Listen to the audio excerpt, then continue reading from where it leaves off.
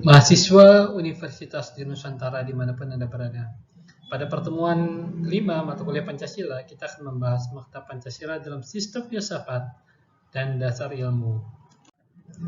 Tujuan instruksional Anda diharapkan mampu memahami dan mampu menjelaskan makna Pancasila dalam sistem filsafat, memahami dan mampu menjelaskan pengertian filsafat, memahami dan mampu menjelaskan filsafat Pancasila, memahami dan mampu menjelaskan karakteristik sistem filsafat Pancasila, memahami dan mampu menjelaskan hakikat sila-sila Pancasila, memahami dan mampu menjelaskan nilai filsafat Pancasila, dan mampu memahami dan mampu menjelaskan nilai-nilai Pancasila. Kita memahami bahwa Pancasila sebagai sistem filsafat digali oleh para pendiri bangsa. Kita mengenai istilah filosofi Groundslag sebagai salah satu bentuk ide dari para pemimpin bangsa terhadap gagasan Pancasila itu sendiri.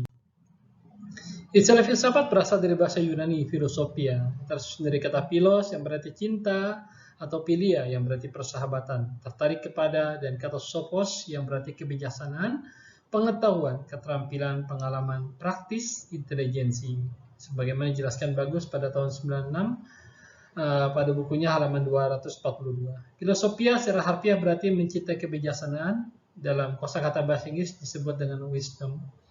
Mempelajari filsafat berarti merupakan upaya manusia untuk mencari kebijaksanaan hidup dan nantinya bisa menjadi konsep yang bermanfaat bagi peradaban manusia.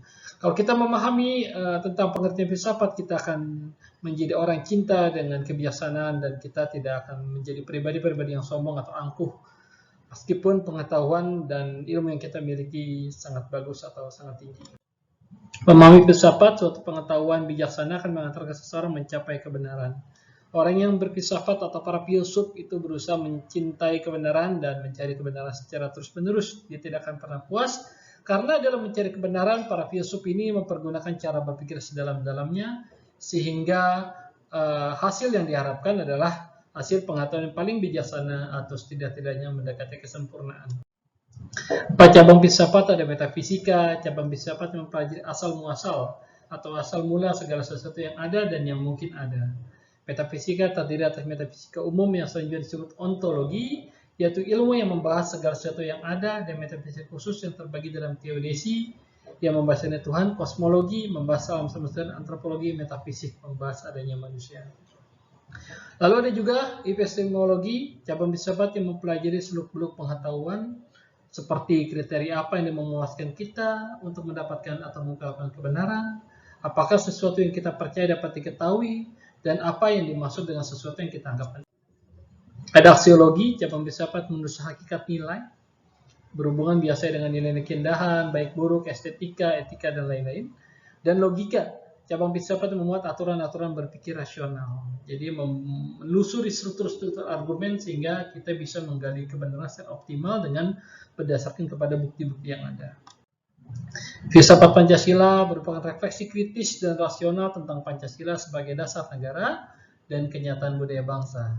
Jadi para founding fathers kita mempelajari Pancasila dalam konteks filsafat Pancasila, bahwa Pancasila adalah hasil perenungan jiwa yang mendalam yang dituangkan dalam suatu sistem, sebagaimana dijelaskan Abdul Ghani pada tahun 98. Karakteristik filsafat Pancasila.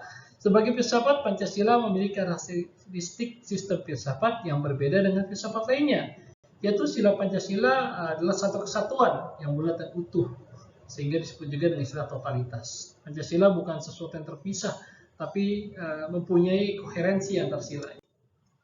Di dasar epistemologis, ontologis, dan aksiologis. Hakikat sila Pancasila, hakikat abstrak, disebut juga sebagai hakikat jenis atau hakikat umum yang mengandung unsur yang sama, tetap, dan tidak berubah. Sebagaimana nilai-nilai universal dalam Pancasila, ketuhanan, kemanusiaan, persatuan, kerakyatan, dan keadilan. Ada juga hakikat pribadi, yaitu hakikat yang memiliki sifat khusus seperti adat istiadat, agama, kebudayaan. Ini adalah sifat-sifat yang melekat pada bangsa Indonesia. Paham negara integralistik atau negara kesatuan, yaitu persatuan dan kesatuan sebagaimana sila ketiga dijelaskan sebagai sesuatu yang saling tergantung. Kita tidak mungkin menjadi bangsa yang bersatu ketika tidak ada kesatuan, dan kesatuan ini diawali oleh persatuan. Bertekad dan berkehendak yang sama untuk menjadi bangsa yang bebas, merdeka, dan bersatu. Semangat negaranistik adalah semangat persatuan kita sebagai sebuah bangsa yang terbuyut dalam filosofi NKRI, Negara Kesatuan Republik Indonesia. Konsep cinta tanah air dan bangsa, kedaulatan rakyat dengan sikap yang demokratis dan toleran.